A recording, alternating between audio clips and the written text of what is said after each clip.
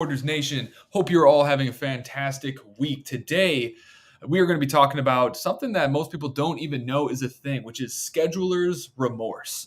Many of you, yesterday, I was talking to a gentleman who was having a really hard time converting his evaluations into cash packages, and he wasn't having any discussion around what his rates were. He wasn't doing any pre-framing that would allow his prospects to know that packages are the way that you do business. And the result was people showing up to their evaluation, not having a clue what to expect, and having already decided that they weren't going to commit to anything. They were just coming in for information, which is the most costly type of patient you can allow to have on your calendar. Why does this happen?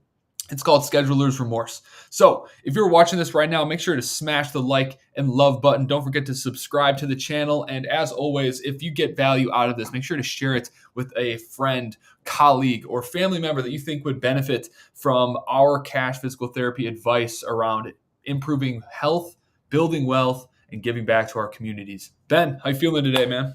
Doing good. I'm excited for this one. There's there's nothing worse than getting a patient scheduled for an evaluation, then they end up canceling because of scheduler's remorse. And this can happen also at the evaluation too. So there's two different stages at this. So I'm excited to talk about this because I know it's a bottleneck in a lot of practices. Right. So let's talk a little bit about what scheduler's remorse is. We've all heard of buyer's remorse, right? Well, people experience the exact same kind of decision fatigue, the exact same kind of fear and regret once they actually schedule a time block on their calendar that requires their in-person presence at a business where they're not 100% sure they're actually going to be using and leveraging their time effectively. And so when we don't immediately validate our prospects and make them feel like they made the correct decision, if we don't proactively crush scheduler's remorse within our process, what we're left with is high cancellations, high no-shows, or even worse, as we said, people showing up for their evaluation, but no matter how good of a job you do, they've already mentally committed to the not moving forward, and you're going to get a lot of objections like, oh, I need to talk to my spouse, or I need to think about it, I need to check my finances, because they've already committed to one decision, and as convincing as you might be, they might be considering it, but they're not going to allow themselves to make a decision in that moment because they've already committed.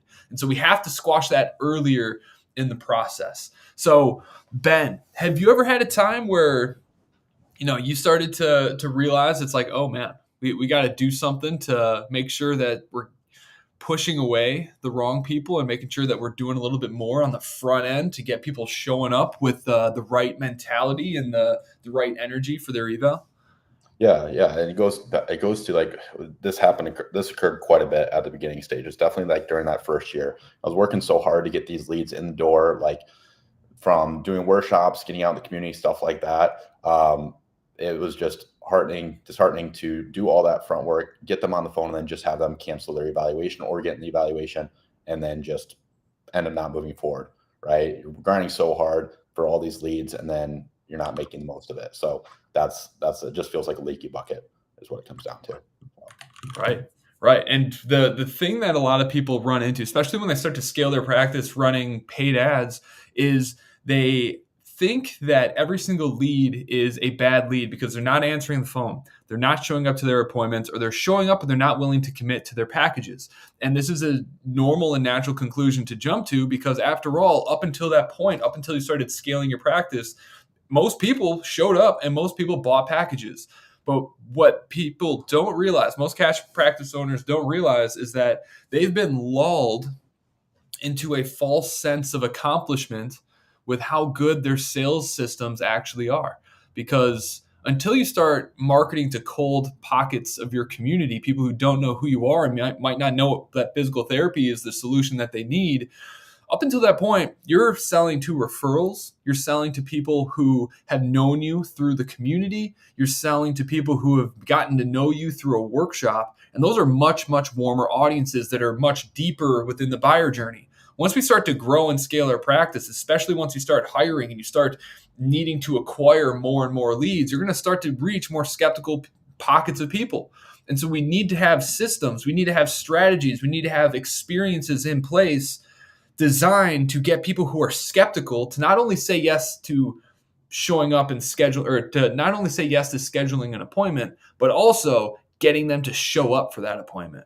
So for us, that all starts with the marketing side of stuff, making sure that we're putting out the right content that is going to set the right expectation for folks. Ben, did you ever put out like free discovery visits? I know we've been pretty strong advocates to like never doing that in the cash physical therapy game, but I'm curious if you ever did. Yeah, no, I did that like the first 3 or 4 months starting out, and it's okay to get traction, but in my opinion, it's just if you do a good enough job on that phone call, it should serve as that free discovery visit in person without wasting more of your time, more or less. So we just transitioned to doing a much better job on that first phone call where we didn't need to have to do those free discovery visits in person anymore, and it's just much more efficient, especially as you start growing a team and whatnot. It's pretty costly to have them come in for a free discovery visits and not convert, because you still have to pay that physical therapist. So it's okay when you're a solo practitioner and really just want to get everybody in, but to really grow and scale, it's not really a feasible option. There's a better way, and that's just doing a better job on that first phone call. 100%. I mean, that first phone call is literally the framework that you designed, without a doubt, has transformed lives. Cole Boland, who I interviewed yesterday within the Cash Physical Therapy headquarters Facebook community, he increased his revenue from $5,000, $6,000 a month. And he was stuck there for over a year, just trying everything he can to knock on doors, get people to refer to him. He tried a little bit of online stuff, but none of it was consistent. And then he learned how to, one, restructure his packages and his visits, but how to communicate those over the phone and how to present them during that initial eval. And the guy's doing $25,000 a month now. And it's only been 60 days since we started working together, which is absolutely crazy. But it's because of that first call script. And so before we kind of go in and pick Ben's brain about the specifics around that, with the marketing, preventing schedulers' remorse starts with the very first interaction. And so we make sure that we are only promoting either full paid services or discounted services, but it's always going to be a paid service because we don't want freebie seekers chasing us down. We want to make sure that there's people who are willing to commit to cash to solve their problem. How much cash actually doesn't really matter that much. A lot of people think that if you put out a $47 voucher versus a $97 voucher, you're going to get much lower quality leads. This isn't necessarily true. You're going to get the higher the price of the voucher you're advertising, the higher the cost per lead is that you're going to have. So that just means you're going to get fewer opportunities to sell a package. When you do a $47 voucher, you get substantially more people interested in paying cash, and there's more people that come through. But when you know how to optimize your marketing, when you know how to have the conversations that we're going to talk about next over the phone, you can actually find that there are a tremendous number of people that are willing to pay cash rates. And we just need to put out a bait that is low cost enough to give us the volume that we need, but high cost enough to push away the people who are pretty cheap and don't want to invest in their health. So on the marketing side, preventing schedulers' remorse starts with finding that right sweet spot between, like I said, an offer that is cost something, that is expensive enough to push away the cheap people, but low enough to keep our cost per lead down so that we get the volume and more opportunities to allow our first call close rate and booking rate to take care of the rest. Because we have a really good booking rate, then we just want more opportunities to feed that person that's doing the bookings. Anything to add on top of the kind of the front end portion of schedulers' remorse, Ben? Yeah, there's a lot of people I've heard say, oh yeah, you need to be charging 150, 200 for those Facebook vouchers and whatnot. I'm not going to discount my front end, my service. I'm like, well, it's a front end service. It's as long as if you have your sales process dialed in, you'll make that money up on the back end. It's just giving yourself more opportunities. Like we have clients that do $49 vouchers, some do 75, some do 99. You're just going to have fewer opportunities with the 99. We've always done the 47 to $49 dollar range voucher because we have a dialed in phone process and sales process. And so I know if we can just get more at bats, we're going to be able to get more, our ROI is going to be better. We'd rather have those opportunities than not. I think sometimes people hide behind their poor sales skills Right. behind like a higher front end offer because they're just not proficient on it. And so that's the lowest hanging fruit is getting better at the sales process. Right. And that could honestly be an entire podcast episode in and of itself, because a lot of people just, they're so they're so brainwashed into trading their time for money that return on investment isn't something that they can even wrap their head around. Because I can't tell you how many people have broken down the math on where it's like, hey, if your booking rate is this and your package eval to package conversion rate is this, and we get this many people through it, the profitability on that back end is substantially higher than if you put this expensive thing on the front end that doesn't give you enough patient volume for your conversion rates to even work out. And it's the people who like look at the math and understand return on investment or return on effort that don't battle this at all. But the people who are so locked into this trading time for money game, they're just sabotaging themselves, not only within their business and within their lives, but within their own marketing. And it's preventing them from being able to help as many people as they otherwise would, which is a damn shame. Yeah.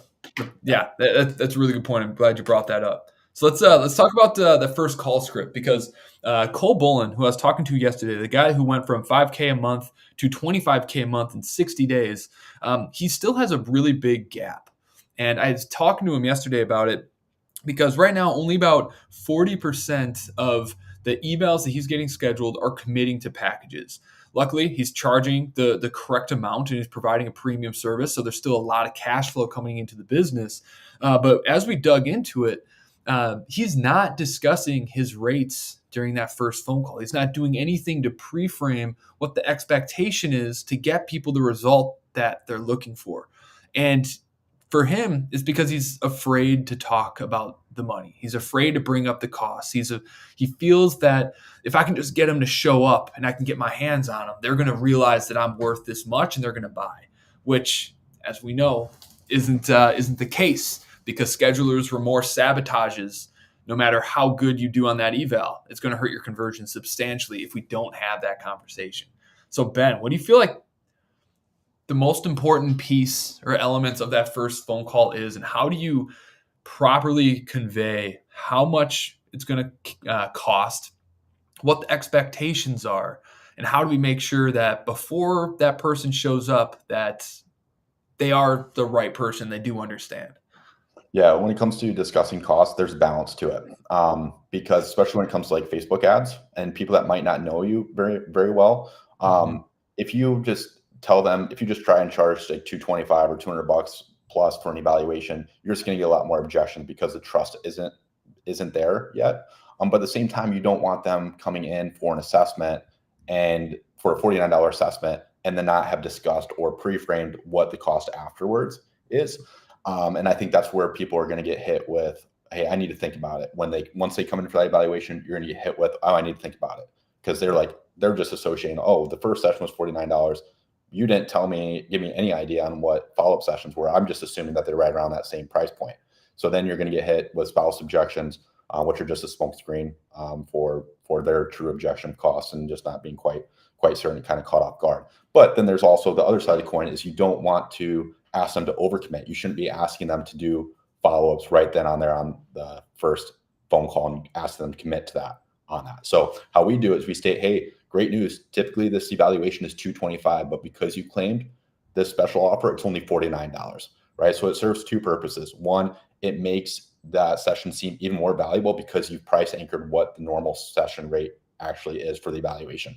So it gets them to see that this is the opportunity for what it is. And it's a great opportunity that they shouldn't pass on. So your conversion on that first phone call is going to go up because you are anchoring what the visit usually is. And then twofold, it serves another purpose. It gets them an idea of what your follow-up sessions are without asking them to commit to follow-up sessions as well, right? They've got an idea just by you saying that what your typical rates are. So you're going to get less people at the end of this session saying, I need to think about it, because they already heard that $200+ amount previously. So that's the big thing with regards to discussing price and how we handle it. Right. It's brilliant. And if you study human psychology and buyer psychology, it's actually really fascinating When you go in and figure out what's actually going on and how we're leveraging consumer behavior to overcome their objections before you even try to make the actual sale. And so, as Ben kind of said, like when we're doing this first phone call, it's all about getting all of our cards pretty much out on the table and creating the space for them to present their objections before that visit even happens. Because if they show up with these objections that they've been thinking about for days potentially, it's really hard to beat them because they probably talked to their spouse, they probably thought about it a whole lot, and they created these beliefs around what it is that they're doing. And if we don't beat those during the first call before they actually show up, it's hard to backpedal that. Ben, this is something that I know a lot of people get wrong because they don't know when to discuss rates and how to necessarily do it. Because I know if you do it too early, it sabotages the booking. So you wanna throw down some advice on that? Yeah, we do it at the very, very end. We want to build up as much value before discussing rates because that's what it comes down to. Is you can hand out severely discounted packages on the back end, or you can learn how to do sales. Right? You just got to essentially bring that value up to justify the cost, or you can not provide a whole lot of value and bring the cost down to meet the value that you created. So during that first phone call, we want to create as much value as possible. So we do the cost at the very end. And so, yeah, we're learning about their entire story. We are building up and telling stories of other people that we've helped similar to them. So they can start they get more familiar with us from spending 15 and 20 minutes. They start to really know, like, and trust us. And because they know, like, and trust us, they're going to be much more likely to move forward with it. And then when we tell them a story of somebody similar to them, people envision themselves in stories when they're told. Right? We've done it for thousands of years, told stories, right? It's because people resonate with them, and it holds a special place when people are hearing stories, right? So we throw that in there as well. But yeah, we go as far to get them scheduled. What we do is we want to get as many micro commitments and micro yeses throughout the entire process as we possibly can. So after we go over the entire phone call, what we do is like, hey, we usually fill about 2 or 3 weeks in advance. We do have 1 or 2 other openings here available. They're X time and X time. Do either of these work for you? And then a lot of times they'll say, the great thing is if you do a good job on it, they'll just schedule. And then when you ask them, hey, what questions do you have for me? They say, no, I've got all questions, super excited. That is when you know you've hit a home run. Okay. If they state that, then you don't want these people showing up without knowing what rates are or what insurance situation is. And so what we do is if they're like, no, I got no questions, what we do is like, hey, great. Also wanted to keep you in the loop. Some questions have questions about cost and insurance. The first session is $49. And then we discuss how we're out of network with insurance as well. And then we just shut up. We don't ask them, oh, is that okay with you? We just state it and then be quiet and then see what they say.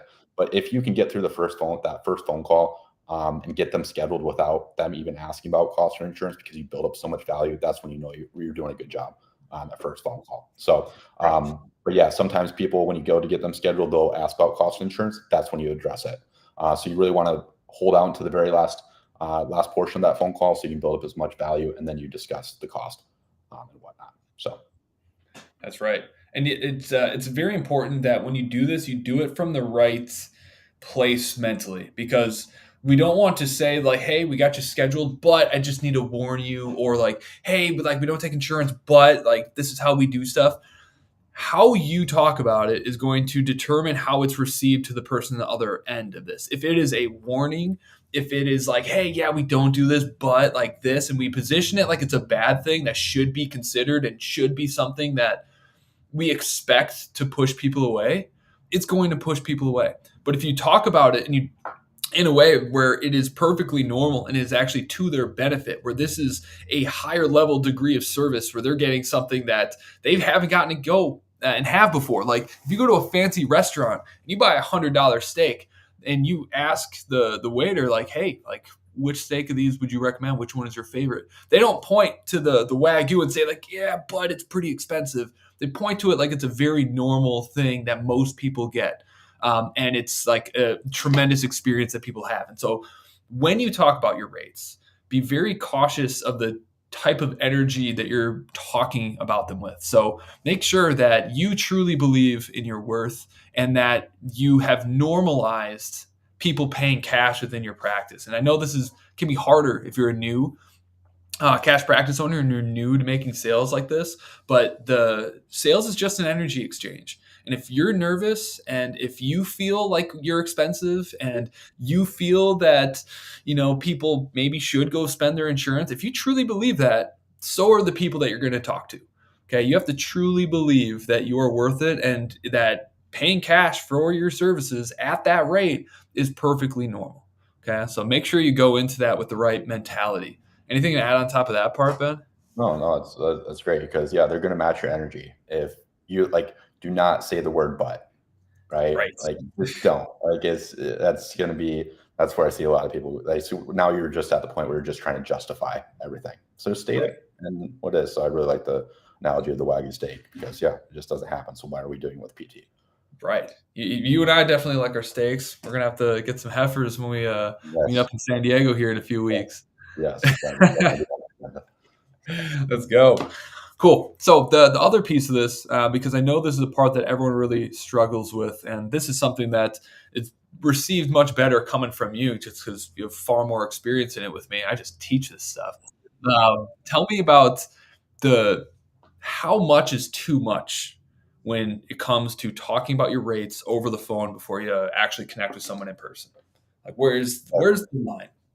Yeah, so like the whole point of the phone call is to get them scheduled for that assessment while also giving them some idea of what follow-up sessions are. The goal is not to get them to commit to a package on that first session or even allude to that. That's where I also see a lot of people go wrong is they're alluding to like, hey, if you're going to come in for the session, you need to be willing to do 10 sessions, right? You do not want, while you want to pre-frame that what most patients do is between 6 to 10 sessions or 10 to 16, whatever your packages are and whatever you usually recommend, you need to state that, but you're not telling them that they need to commit to that on the phone. It's too big of an ask for just a 15-minute phone call. You need to be able to get them in person and build value. But at the same time, you don't want to not talk about it at all either, because then they're going to be blindsided, and that's what you're going to get hit with. I need to think about it, spousal objections, like we talked about before. That's right. And the way to think about it is you want to share it within the context of the story. So when you tell them that, hey, I'm really, really confident that, I can help you because we help CrossFitters with their shoulder pain literally every single week. We've seen hundreds of cases of this and we know that we're able to get people out of it. And so just so you're aware, if this issue is what I think it is, it's probably going to take 10 sessions to not only solve this problem for good, but also help you achieve your goal that we just talked about. So I'm not saying that we're going to need this many sessions, but just so you know, once you come in, I'm just going to give you the answers that you've been looking for and confirm if this is what I think it is. But just be aware, if this is to get where you're trying to go, it's likely going to take 6 sessions.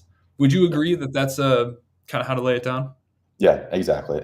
Position what most people want out of that first session is answers and a game plan.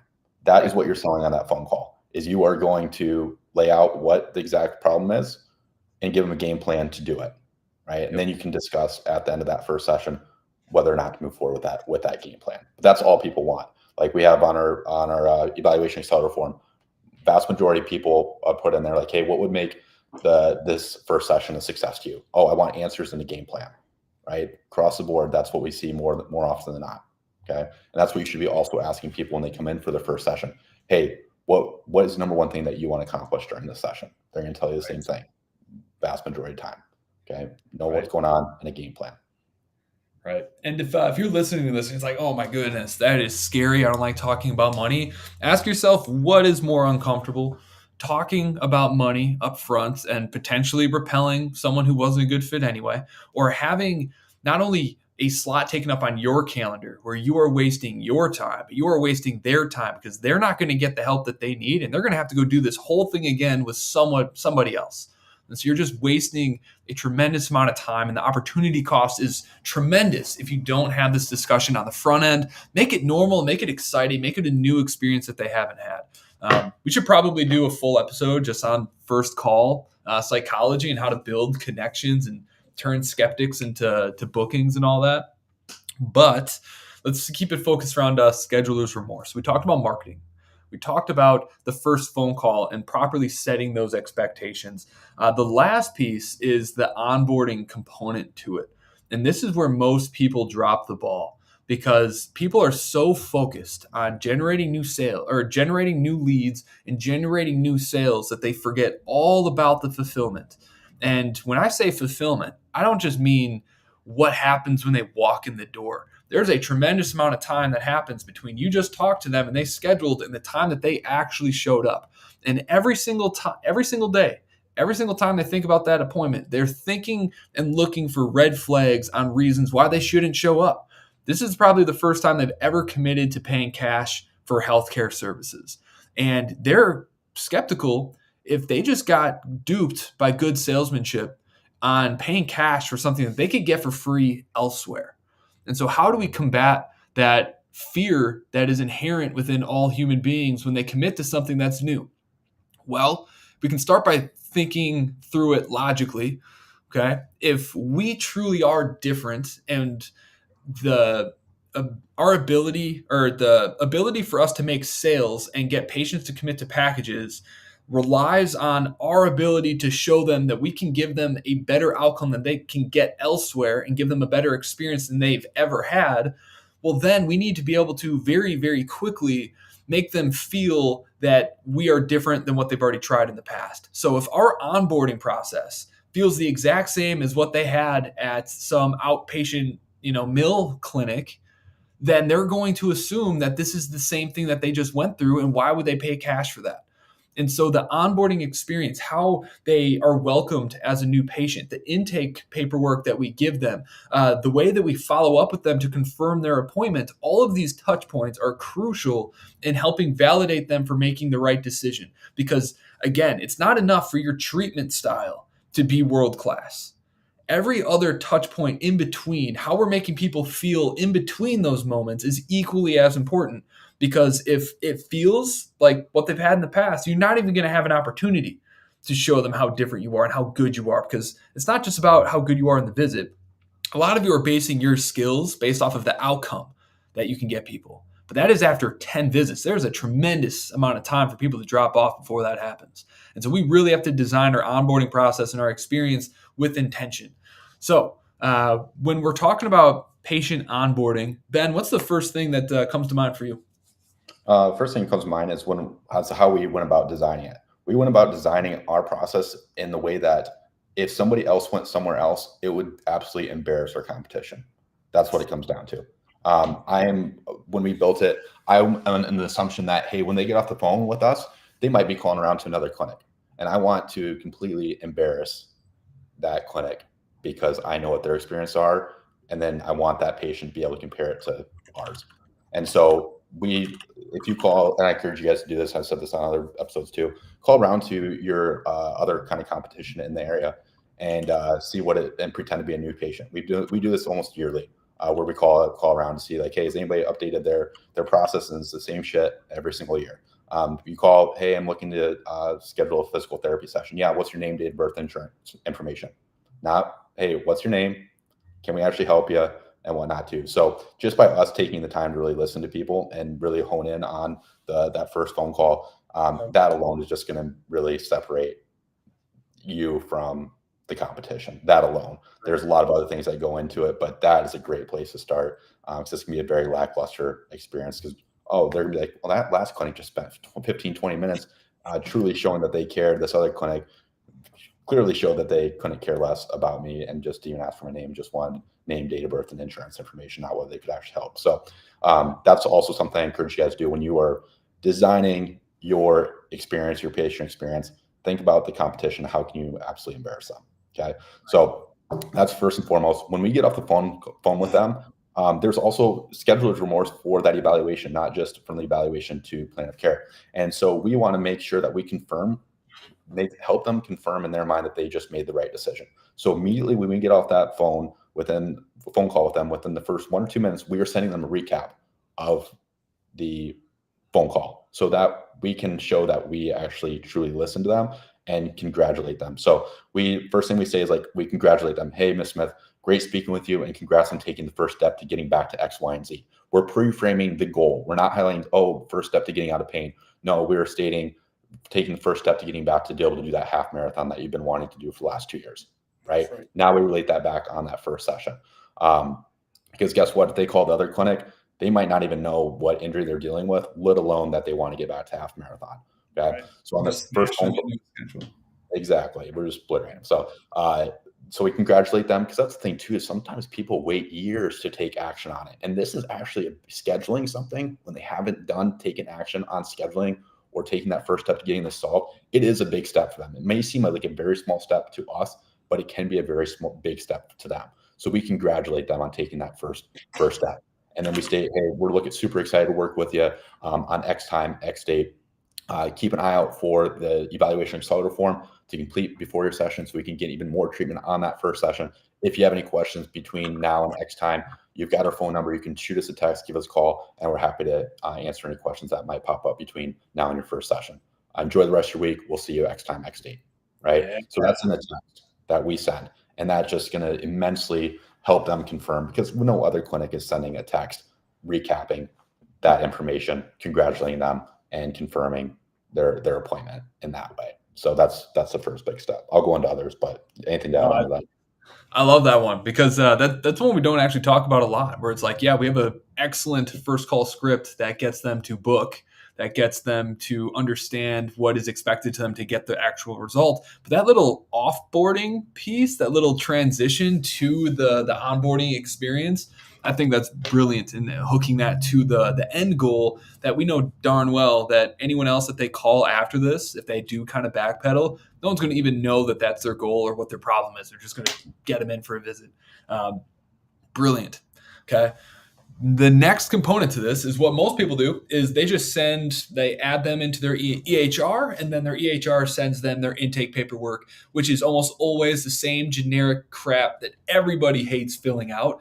And instead, what we need to do is, again, as Ben said, we want to absolutely embarrass any other potential competitor that this prospect might go to. This means that everything we do needs to be world class, not just our sales, but our intake paperwork, our welcoming messaging, and how we actually greet patients also needs to be world class. So that if they decide that they're not going to commit to a package today, maybe they just commit to another visit, they want to go explore somewhere else, we want them to feel that every single touch point that they have is inferior to what it is that we do. And that is why we are premium and why we're able to charge what it is that we charge. So with our intake paperwork, Ben, tell us a little bit about how we do our intake and what we actually call it and how we frame it for patients.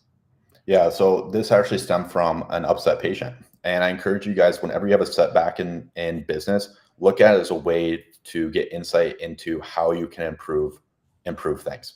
And so we had a patient that was upset after her first assessment and said that she essentially felt like most of the session was just talking during that first half, and that we didn't even get into much treatment. Well, she didn't complete her intake forms. At the time, we just called it intake forms. And we just told people, oh, we'll be sending out the intake forms, make sure to complete it, yada, yada. Well, this lady didn't complete her intake form, and she had an extensive medical history, lots of things going on. And so we're like, how can we motivate people to actually complete this dang thing? Right? Because that was the root issue, was she did not complete it. But we couldn't say that was the issue. We owned it and whatnot. But so I was like, how can we motivate people to do this? And the most reasons that they don't complete is they don't see what they get out of it by doing it, right? So on the phone call, we reiterate at the end, hey, I'll be sending over our evaluation accelerator form. So we changed the wording from intake form to evaluation accelerator form. So we state like, I'll be sending over the evaluation accelerator form. So this will allow us to, by you completing it, it will help speed up that evaluation process so we can get even more treatment on that first session. That's what people want, is they want that evaluation process to be sped up so they can get as much out of their session, get as much treatment as possible to get this pain under control on that first session, right? And so that's what they get out of it. And since we've done that, it's increased substantially the amount of people that complete the intake form or evaluation accelerator form and whatnot. So that's, and also by completing that evaluation accelerator form, we're able to get a better idea of what's truly motivating them because of the questions that we ask on this evaluation accelerator form. It's not just, oh, circle where it hurts, where did it start? Yes, some of that's included, but the vast majority, the second half of it is like, hey, what is the number one thing that you want to accomplish on this first session? If we could absolutely hit a home run with you on this, with your time with us, what does that look like? If, a year from now, looking back on your progress, what has had to have happened for you to be ecstatic about your time working with us, and what would it be viewed as a success, right? And then we ask them, hey, everybody needs a why. When the going gets tough, what is your why? What is the number one reason for why you're doing this, right? And so then you can use that during that sales process to really get an understanding of what's truly motivating them, instead of having to really tease it out in direct communication. Yes, you still want to do that, but you can do more piercing questions and dive deeper on these questions. Like, hey, Ms. Smith, I saw that you said that your why is X. Tell me more about that. Why is that your why? Right? And you get to 3 to 5 layers deep on that. So it's really been a multitude of benefits to having that called the evaluation sort of form, and getting people to complete it and have it formulated the way it is.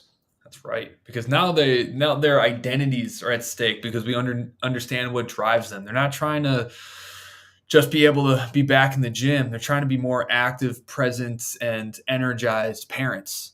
Like, we have to fully, deeply understand people. And by asking these questions and actually caring about it, it builds a stronger emotional bond between the two individuals, which obviously makes them like, why would they want to like sever this bond that they just created to go try to redo the emotional work that they just went through to establish that? And so, yeah, it's a really, really powerful thing when you ask your prospects questions that they haven't been asked before, which forces them to change the way that they think physical therapy is done, potentially change their beliefs around what can actually be accomplished through working together based off of maybe the preconceived notion of what physical therapy is.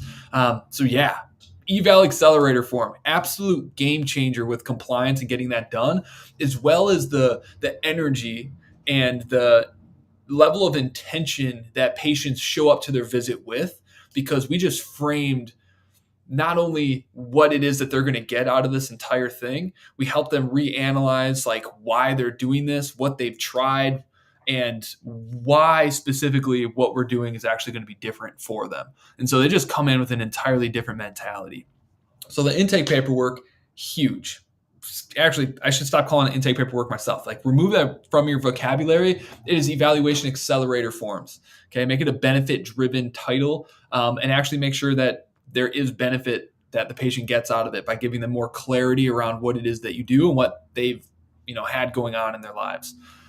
Next, once you do the eval, the next piece is giving them validation for actually sharing that bit of information with you. So what we do is we have the PTs and all of our clients, they do this as well, is once they receive that intake information, their treating PT will review it and then actually send a text message, a personalized text message to that individual, letting them know, it's like, hey, got your intake paperwork, looked it over, and reaffirm their confidence that, hey, we can absolutely help with this. It sounds a lot like things that I've already helped with. Can't wait to see you Wednesday.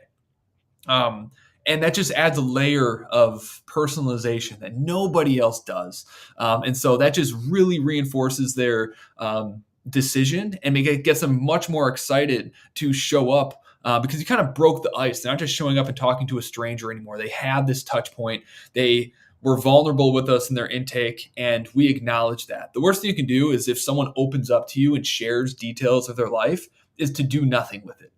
Okay, that's we've all maybe had that happen in our lives when we maybe opened up to somebody and it wasn't received the way that it should have been, and that doesn't feel good for anybody. So if your treating PT can not only observe that but also build their confidence that this even gets me more excited that they're coming in, it's just going to be received so well. And then to put the icing on the cake, if you have whiteboards, I would recommend buying them if you don't. And for each new patient that you have next, write their name on the board, write their goal on the board, so that when they actually show up for their visit, all of their fears, all of their suspicions that, man, these people can't be that good, they can't care this much, are completely eradicated. Because once they see that name up on that board, they know that you've genuinely been thinking about them this whole time, and that you've actually done your homework and you're actually prepared to get them the goal that they've had for potentially years that no one else was able to get them. And if you can do those 3 things, nail the marketing, so we're bringing in the right folks, nail the first call script, pre-frame the packages, create a eval acceleration process. It's more of an experience than a hassle for your patients. And then confirm and validate them and thank them for sharing that information with you. Then drive it all home by just writing a name up on a board.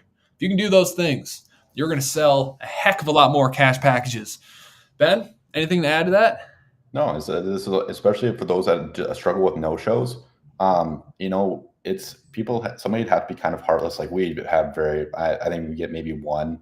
We have over 250 to 300 patients come through our doors every single month. We have maybe one or two no shows an entire quarter, if that. And the thing is people would have to be kind of heartless to no show somebody that has spent 15, 20 minutes on the phone call with them, sent them a personalized text recapping everything that they just told them, show that they're actively listening. And then on top of it, get a personalized text the day before their session from the treating physical therapist that they're excited to work with them.